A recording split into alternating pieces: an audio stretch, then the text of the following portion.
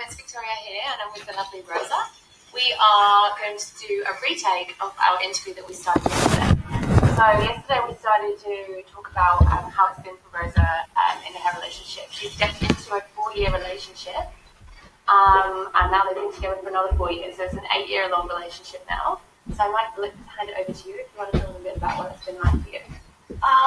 Well, first off, it's I didn't actually go into deliberately seeking a relationship with my partner. It just sort of happened, which I think is probably the best way to start a relationship. But not actually going out looking for them, because I get that a lot, where it goes, people call themselves unicorn hunters. Yeah. And they go, I'm out looking for a unicorn, and I've even had girls ask me about it too. Like sometimes usually on behalf of their male partners. Yeah.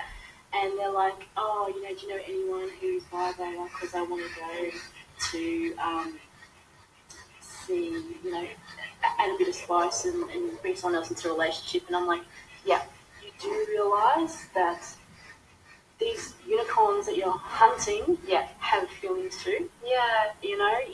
There's some unicorns that don't mind being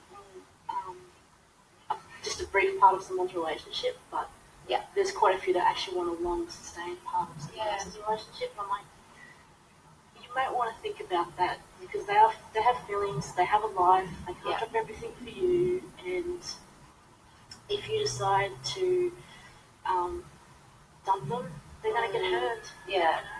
And so when you first met them, you weren't necessarily looking to be a third person in a relationship? No, I wasn't looking for any relationship whatsoever. I was actually actively avoiding any commitment. Always the way, right? I was like, I don't want anything. Oh my god!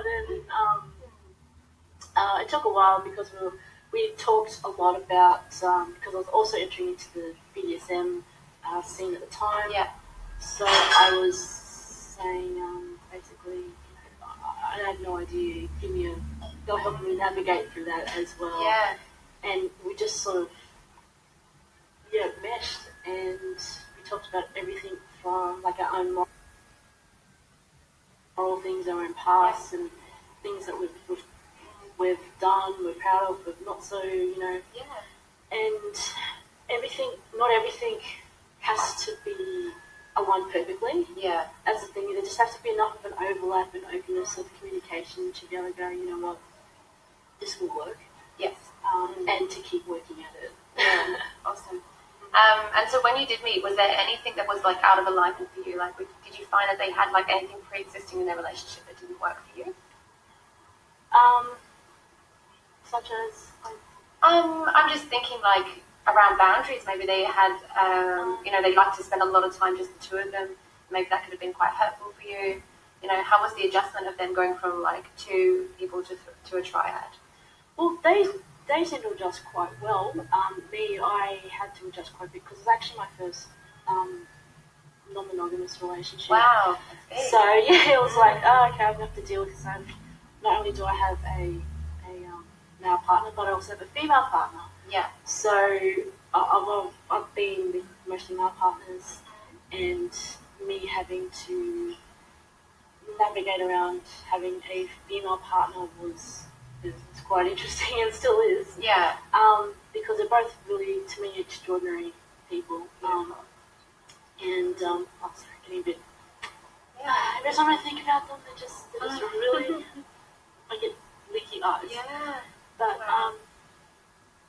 they're just, to me, they're just so beautiful. So nice. And I just feel so happy to be. Yeah. Wow. Sorry. No, don't apologize. This is so touching. Yeah. I can really feel like the connection you guys all have and how special that is. It's it confuses some people, because I also talk to the people about how we're being loved and stuff like that, and they say, have you fallen in love? And I'm like, well, no, not really. I haven't fallen in love. I love them, and I love them deeply. But I don't consider myself having fallen in love. I just feel that it's kind of like love, and I'm loving towards them, and I'm dedicated towards them. Yeah. But it's weird when people try and get me to explain explain the difference between having fallen in love and loving somebody. Yeah. And I do find it a bit of a challenge to try and explain to people. It's the loving them as they are, warts and all, and we kind of like to, call each other out on our shit. Yeah. There's been times where it's like, oh, you just do this because it's part of your DS relationship, you're submissive, or because you love them. And this, I said, no, that's beside the point. Yeah. It's because I agree with them, and that's my opinion at the time. However, don't mistake the fact that I will disagree with them as well. I just do it in different ways because you are two different people. So to be able to communicate with them separately is interesting. Yeah. Because it took a while for me to communicate with my male partner, because there's a lot of people who get into it where they're not upfront with what they're saying. Yeah. They're very, I guess they call passive aggressive. They say one thing, their intentions, their words, their actions, they just don't mean up. And it took me a while to adjust and get used to that. This is what he's saying, and I've got to take it as just that. Okay. So you kind of mentioned a little bit about this DS relationship, and so for the people that were watching, this is a dominant submissive relationship. So just to be clear, the male in that relationship is the dominant, and that you and the other woman are submissives, or they're both dominants and you're the submissive? Well, I'm the submissive in the relationship with my male partner, and I'm, I guess on a timeline hierarchically, I would be not as experienced as my female partner. She's also submissive to my male partner. So you're both submissive to him, but in a different hierarchy in that. Yeah, there's different hierarchy with different things with regards to the dominance and submissive side, because I've come in a little later. Yes. But as a whole, all of us we consider ourselves equals, even though when push comes to shove, if he puts his foot down, I'll go, well, okay, but I still feel that if I needed to, I guess, enforce my boundaries, that's still quite acceptable for him. And he would ask me why, and I would say, give an explanation. And keeping that in mind, we then discuss it. Yeah, beautiful. And so how do you find, I think that there's the dominant submissive part in the bedroom, and then you have the, you say your equals in other parts. So do you find, if you go out for dinner, is that dominant submissive role still at play, or is it just in the bedroom the dominant submissive role still? The dominant submissive role is actually pretty much all the time. Yeah. That's what they call lifestyle. Lifestyle. There's a lot of difference between people when they go, there's lifestyles and there's the weekenders, and I'm like, it's like saying, this is my partner. They're just not your partner when you're not with them. Yes. They're always your partner. Okay. So that's the kind of the way that I live it. And it's different for other people. Of course. And the relationship, so we mentioned on this is a retake of yesterday's show because we had a bit of an internet connection. But yesterday's show we talked about how you live alone in the week, 5 days a week. Yeah, I live in a separate house. I live with actually an ex-partner of mine. We bought a house together. I live with him in another suburb away from them, and then on weekends and on the holidays I spend time with my other partners. Yeah. And I don't spend all my spare time with them. But there's a separation there. Beautiful. Yeah. And when they're 5 days a week on their own, is their relationship still the same, and then you just come into it, or is it very much a lifestyle, a very different? It's not dominant submissive for those two in the week time. Is that what's happening, or? No, it's to me. I feel that it's there all the time. Yeah, it's there all the time. It's there all the time. And the thing is with the dominant submissive thing, it's there. It's like an undercurrent. Yes. And there's times when you kind of enforce it more, or enforce it less. Either one. Yeah. With regards to that, because things happen in life. You've got to go to work, you've got to do this and that. You can't dress up and do all the part things to do with that. Like it would be a bit odd if you were seeing like a client or something, and then you had to go, okay, I've got to do some dominant or submissive thing at this point in time that would interrupt your everyday life. So integrating into your life, just like in being holy, it's kind of hard to explain, but I can understand. That's one of the big topics that Rosa and I have been discussing is like how to integrate these alternative lifestyles into your everyday lifestyle. So obviously Rosa is not only polyamorous but also into kink as well. So that adds a whole other dynamic into bringing it into your life. And one of the things we've been discussing is how to not live a double life. There is it's not possible for everybody. But it is something that we can work towards doing. Because we're all very complex beings, and the more people that understand that, the better we can all get along, I think. Definitely. And the thing is, it's really fun that you call it an alternative lifestyle, because the more I look and I see people, I actually made provisions for my partners should I pass away. Yes. And getting that recognised, it took me about a year of researching things like adult adoption, recognised partners, legally recognised partners, and really I went through a lot of legislation. I looked into how even Centrelink assesses multiple partners, how the government does the same-sex marriage, how they recognise, all this sort of stuff. I looked into all these ways where I could get them recognised and make sure that they were taken care of, and I did find a way to do that. If you'd love to share about the Centrelink and stuff, that'd be very... Well, with Centrelink, Centrelink will recognise multiple partners and marriages, unofficially for assessment for income. Okay.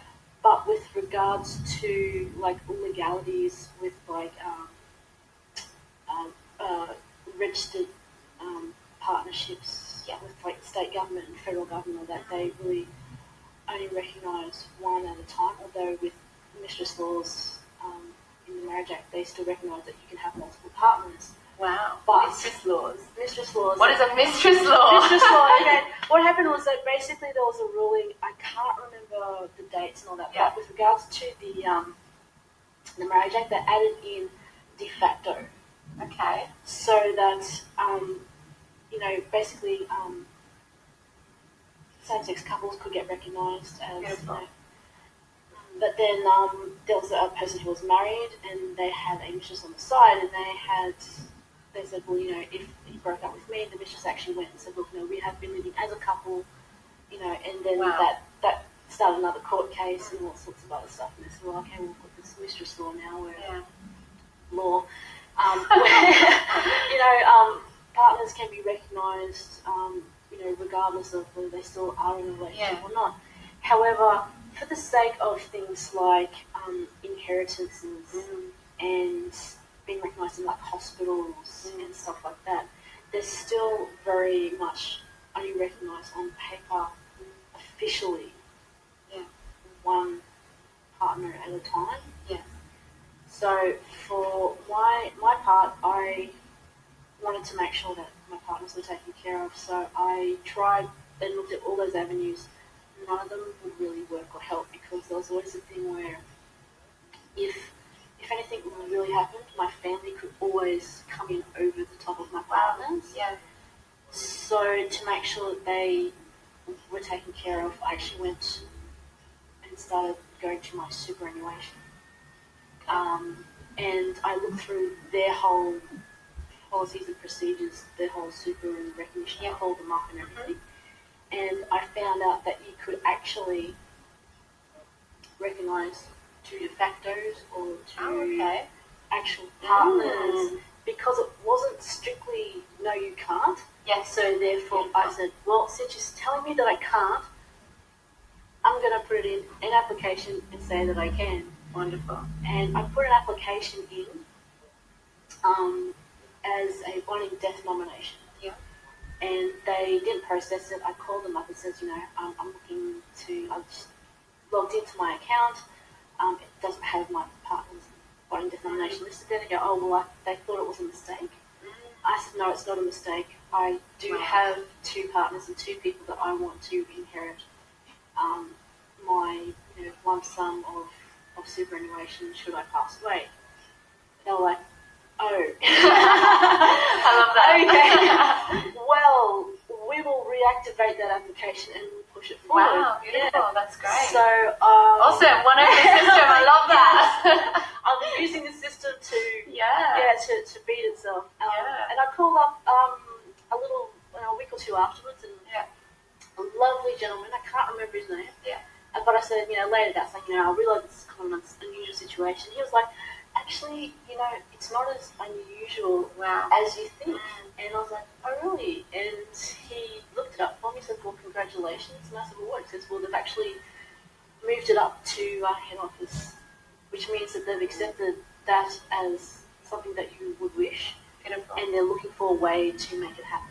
Great. So congratulations, first ever, getting 2 people recognised for binding death nominations. Wonderful.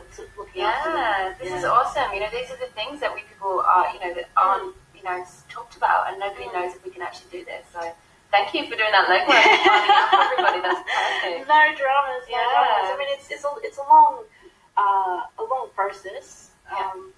Took me over a year to researching and that, and then actually putting the application in.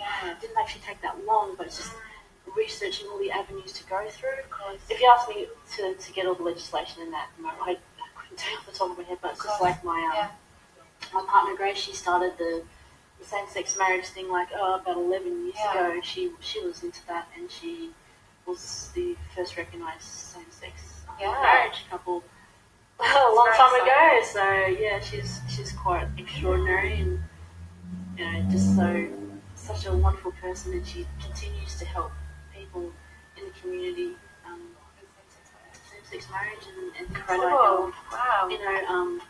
A lot of transitioning people as well.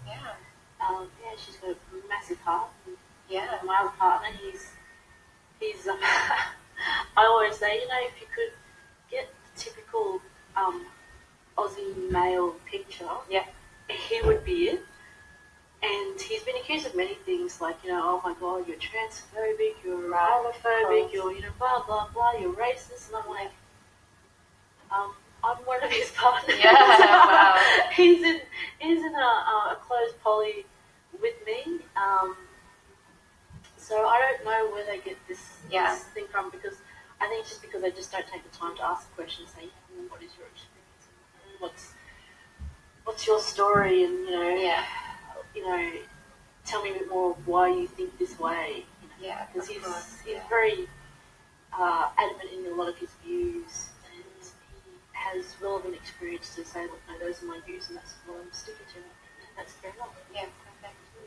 Sounds like you guys are like this power triad. It's like, overcoming all these odds. It's amazing. Another part to this story is that actually they're all in business together, which is another layer of conversation. I'm even more impressed because, these are the things that really beat on relationships. You guys have been together for 4 years now. Yeah, 4 years. 4 years as a triad. It's incredible. As a triad. DS triad. Couple-ish. Friends, business partners. And all the things that they say, do you argue about this? I go, well, yes, we do argue about everything, like a normal couple. Money, time, we have to talk to each other to establish boundaries. So sometimes we talk to each other and go, okay, well, say, we've had instances of people trying to come into our relationships over the years. Like some people, they come along and go, I want to get into that, what we call a house, our house. And it's a DS term. And they don't seem to be respectful of the time and all that. And we've had to establish boundaries.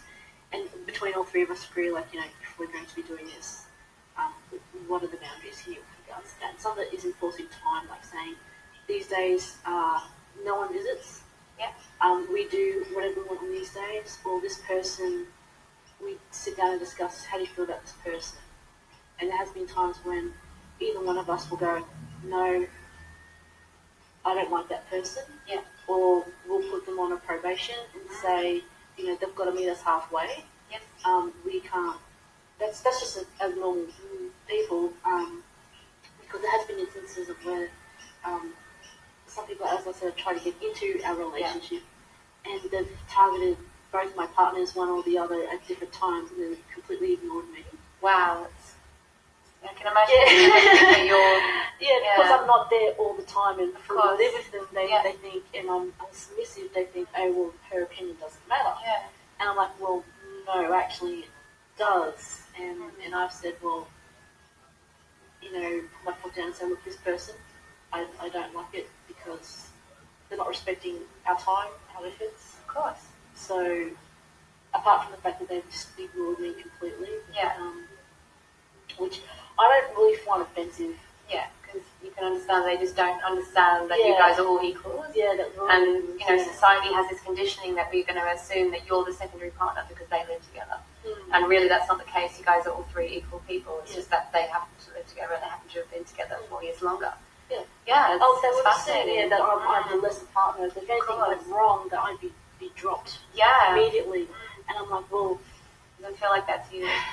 At the start, there was a lot of, I would say, anxiety for me because a lot of people ask me questions about like jealousy and stuff like that, and envy.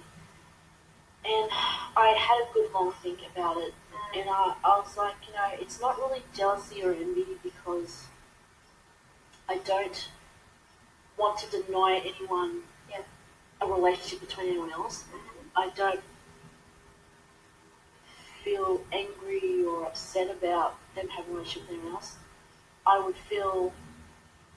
Sometimes I'd feel left out, but that is also because sometimes I don't really sort of say, look, hey, I've got this insecurity to me that's more like the left out feeling, where that's insecurity myself. Yeah. So I'm like, well, why am I feeling insecure about it? It's because all the other relationships I've had have been monogamous. Yes. And I've grown up like that, and I've been taught, of course, this is the way it's supposed to be, and everyone around me has these relationships. I mean, even at work, just last week, there was,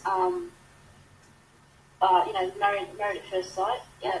I don't really watch a lot of TV, but married at first sight. They were talking about that and saying, they married at first sight, and then they did a partner swap, and oh my God, there was a huge scandal, and I couldn't help but sit there thinking, well, maybe monogamy wasn't for them. Yeah. Something to be considered in that, So it's basically what we're saying is that like there's this whole what you're trying to do and what a lot of polygamous and most people are trying to do is uncondition themselves or decondition themselves, I'm not sure which would be the right term, but around like what we have been brought up to believe. So like we as outsiders we might see their relationship and think, oh well, like Rosa doesn't live with this couple, so therefore she's not the main partner. And, what we're trying to do is actually really educate ourselves and just drop all the conditioning that we've ever had around monogamy and realize that these people are all deeply in love, all deeply care about each other the same amount. It's like to say, like, for instance, if, I grew up with one friend and then if I make another friend later on in life that I can't love them as much as I've loved that friend that I've known my whole life, like, it doesn't make sense. It's not how you would see it. But all of a sudden, when it comes to relationships, we automatically assume that man in the relationship was going to love the first woman that he's with more because they were together longer. Perhaps he loves you guys all the same, and that's possible too. It is, and I call it non-monogamy because there are different structures that people like to have, and it works for them, such as, there's some that have a primary relationship. And I guess I get kind of funny sometimes when people go, oh my God, we must protect the primary relationship at all costs, and I'm like going, okay, that's fine for them and it works for them. But then I guess I was reading one article where one partner kept trying to place more conditions, like say, I don't want you to do this with that partner. And they go, okay, well, that's that one thing. And then later on they come again and say, okay, well, here's another thing I don't want you to do with this other partner. Great. And it just kept mounting up and up and up. And it's like, well, there's compromise, there's negotiation. Yeah. But to continually I guess I see it as continue to enforce your insecurities on somebody else. Agreed. That's not a thing for me, and eventually I go, well, you know what, this is just not happening and not working. I mean, even I would step out of a relationship if I felt that I was being too insecure or there was something that I could do. That was actually one of the reasons I ended one of my relationships with a partner, is that there was something that it just wasn't working anymore. Yeah. I didn't know why, and I had to sit down and have a really that talk with them, and it's not pleasant. I mean, I still love him. I still live with him. We bought a house together and stuff like that. And he'll go, oh my god! And I bought this house with him after we ended our relationship, like a year after. Awesome. We still live together, and we still do, and we still love each other as friends. Just no longer partners. Beautiful. And it's a hard thing for some people to get around. It's like, well, it doesn't have to end badly for your relationships. Agreed. You just have to go, well, I'm going along this different path, and I'm starting to see warning signs that it's not working, such as I'm getting irritated, I can't stand looking at them, I just can't be around them. And you've got to look at yourself and go, okay, there's this feeling, is it me? Yeah, exactly. And if it is, end it on a good note. Yeah, exactly. Like, and step away from it and seriously. honour yourself. Yeah, That's the important thing. I think this is something that I definitely practice in my relationships about accountability. You know, if Danny had agreed to spend time with another person, whether that be a friend, a lover, even a work commitment, it doesn't matter what it is. If I'm having a really bad day that day and I'm getting really insecure and I'm having a really bad time, I don't expect him to drop his accountability to whatever his commitment is, and that doesn't matter what that commitment is. It's about me holding my own emotions, and I think that's what's important in all relationships. And if we started practicing that in monogamy as well, that would be a really good thing to practice, and that is the kind of awareness I think that actually really draws people into like polyamory and all these alternate non-monogamy, like you say. Because there seems to be this ideal in monogamy that you can have all these unreasonable ways of living almost, And I do honour that there is, you said earlier about the primary relationship is often protected at all costs, And I think really what we're trying to protect is like often with the primary relationships is that we put all of our finances into that, like you said, you buy a house with that primary partner, and all of our time into that primary relationship. Both those things are needed to sustain a really strong relationship, I believe, like time and money, and commitment in that way. But I think there is ways around that, which is what I'm actually quite passionate about sharing with people. Like, you can have a primary partner and you can have accountability when it comes to money with that person. But, there are ways around like dating and spending time with other people that don't incorporate, spending, allowing the time for other people. If you have accountability with your partner, and this is something that Danny and I have had to work on very recently, about holding accountability to spend quality time together. Because what was happening sometimes is that we'd spend quality time with our friends and our lovers and our and our careers and stuff. We weren't prioritizing quality time with each other because we lived together, and it's so easy to go about that. Fall into that trap. Fall into that trap and forget about that. And this is something that you can really take into your everyday practice. And now we've started to have accountability. Like, we're going to have quality time on this day at this time, and anything else is as a bonus that we spend in that week. And that also allows us then to have time for other people whilst prioritizing our own relationship. And that's the problem. And this is why I think that people in these primary relationships often have these problems with their partner spending time with other people, or their work commitments, or their friends, is when they're not prioritizing quality time together. So if you are in a primary relationship or a monogamous relationship, you'll probably find that if you decide to spend quality time together, you'll have less problems with them spending time with other people, friends, lovers, work and don't let anyone else interfere with that quality time. Because I've been recently sort of smacked down by saying you're spending too much time on Facebook and all that. So I've actually enforced hey, no notifications every day between these times. Beautiful. And if because I get up early, I'll get up early and do my own little online business before they get up. And then once that's done, I right, no, don't look at the phone, don't do anything, because that's the way it's because if I'm going to do my business is conduct my way as I want to, I've got to start living that life like that. So it's I guess to all the people out there, it's if you really want to be yourself, you've got to start, however small, to start living your life like that. like I've been living.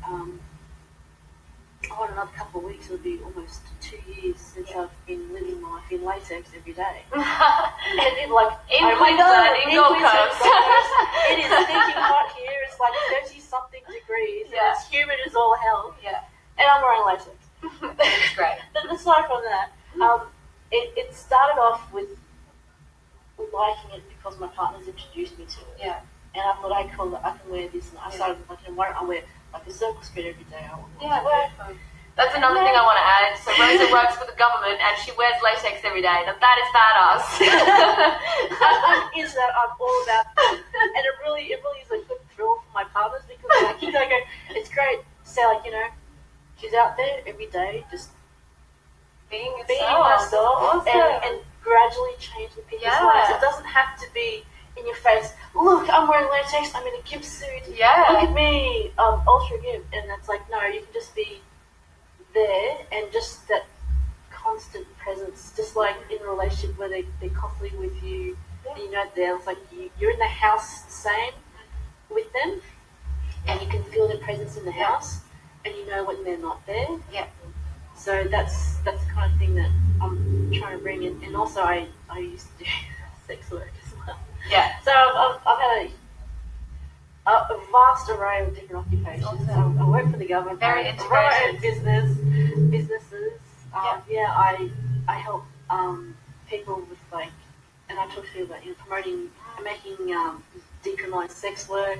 Beautiful. Wow. Because it seriously, I mean, they say, oh, but it's legalised. That's a little different from decriminalising. Because then the government are more concentrated on enforcing the law and legislation rather than actually helping the people, the ones that are forced into it rather than the ones who choose to do it. Agreed. It's actually topic. That in itself is another topic. That might be another video for another time. So this basically what we're saying is there's all these different things, and what we're trying to do is integrate our lifestyles basically. So we're creating space in society for people to have polyamorous relationships, for people to be monogamous and practice non-monogamy. Whatever it is practice whatever lifestyle suits to you rather than us having to fit in to what society wants us to be. And the biggest thing I think you find is actually finding the people that are open to it, or finding the community. Yes. And also keeping in mind with the community has its own definitions and rules and stuff like that. So when it comes to, like I tell people when they go into BDSM, by default, a lot of women that go in say, I'm a submissive. By default, a lot of males that go in say, I'm a dominant. Yeah. Whenever I tell new people, I connect with them, I say, okay, well, what you should be doing is, number one, look for a BDSM glossary, familiarise yourself with all the terms that people are using. Yeah. Number two, get yourself a playlist, which is basically a list of things that you're interested in experimenting and exploring. Really think about all those topics. Write down on a scale of 1 to 10 or even 1, 2, 3 what you like, what you wouldn't like, what you wouldn't mind, and think about it. Research all that sort of stuff. I think that can really move into what you think about polyamory. Like really get clear about what you want to try and how important these things are to you. Also get clear on your boundaries and get clear on what you want from a partner or partners, and what it looks like in an ideal world. One of the things I always tell my clients is, ask for what you want, not what you think you can have. Yeah. So it can be really empowering. Also what you think you want as well. Yeah. And people, what do you mean? I said, well, what you might want might not necessarily be what you need. Exactly. As a person, you might think, oh, but I want to be the center of everything. But what you really need is one or two people on separate occasions to just be there and cuddle you or something. Yeah, and don't be afraid to ask for the support that you want, basically. Oh, yeah. And definitely a support network is crucial. And this is what we're trying to provide people, people that are going into, alternative relationships, non-monogamy, polyamory, monogamy, whatever it is for you, even monogamy with a twist, whatever that looks like, having a support network. And if you have any questions, feel free to message us on Facebook. I'm sure, are you open to people messaging you about your relationship? Oh, yeah, sure. I've got a little YouTube channel too. People can write things on there and ask me any questions about the other side, not just poly stuff. Of course, that's awesome. Yeah. Well, one disadvantage of holidays that the beds are never big enough. Yeah. And you're always fighting for the blanket. So if you thought it was bad with just the one person, imagine like, 2 or 3 other people in the bed. Yeah. You go, oh my god. Perfect. So yeah, so there are good times with that. Awesome. So you go. It's not Okay. all, So, like, to wrap this up, really what we wanted to talk about was how it's been for you to come into this relationship that's already been pre-established before you. Yeah. Sounds like it's been a transition. It sounds like what you've really been doing is asserting your own boundaries throughout, making sure that everyone's treating you as an equal, ensuring that the roles in the relationship are very clear, and that's been the biggest, like, seems like that's how you guys have really managed to keep this, it's quite simplified.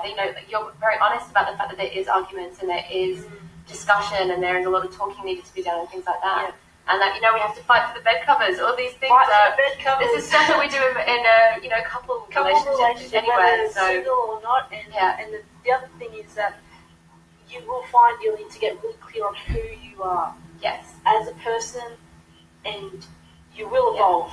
You'll change, things will change as you learn more, you experience more, as you grow, as you discuss and negotiate with your partners. So don't lock yourself into any one format, please. Just labels are there, they're handy when you start off to give you like a general orientation, map lay of the land. But then once you get further enough into it, you kind of realise that they're more like guides. Yes. Don't adhere yourself too strictly to them. And this is what I say to people that want to do monogamous relationships. Just don't get yourself locked into any set ideas from the get-go. It's good to have guidelines. It's good to have boundaries of what you want. But it's also good to have the leeway to say, like, this is what I want right now, and that could change. Because one of our biggest issues with monogamy is that people get locked into these relationships and they never evolve. We're constantly, as individuals, changing. And one of the things I think is really important is to, really reflect on yourself and have awareness around yourself. Like you said, get to know yourself really well. And that is, can be really easy to do in all relationships, monogamy, polyamory, or whatever you decide to do. I think that's everything that I wanted to cover, but is there anything else you wanted to say about that? I guess with that is that the relationships you'll find sometimes that you kind of, after a time, start walking, like you said yourself, you had to have recent discussions with your partner, is that sometimes when you are in relationships that you start going towards like a default unknowingly. Yes. As well. Habits. Habits, conditioning. I've had that with many people who say, oh, but I want to get married, and I feel so they're adamant about not getting married because they said, it's just a piece of paper, it's just a ceremony, but there's so much culturally tied to that you've been raised with, that couples that originally shared everything 50-50 and did the household chores 50-50, when they got married, it gradually shifted. Wow, yeah, I can imagine. Yeah, and then it came to a point where one person resent the other. Then one couple I know, they went, this piece of paper here, I'll tear this up. What is different now and then, before and after marriage? Yeah, there's nothing different. So we're going to, and for some people, just having that official recognition does make you slip back into that. So some people actually get divorced and break up, and then they find that without that, I guess, pressure or that label, that they go back to the previous, relationship and the way things were. And it's like, well, that works for you, that works for you. Just recognise that and be in there with that. Great. Well, thank you so much for coming on today, Rosa. No so if you have any questions about latex, Rosa and her two partners, that they have a business where they make latex clothes, is correct? OZF Designs, we make latex clothes and all sorts of other kinky stuff. The kinky community. They also run BDSM parties, events? They're private events. Private events. So you have to know people, and we don't advertise it because we like to respect people's privacy because, So if you have any questions for Rosa or I on anything we've discussed today, please put them in the comments or feel free to private message either of us. Thanks so much for tuning in, guys. Bye.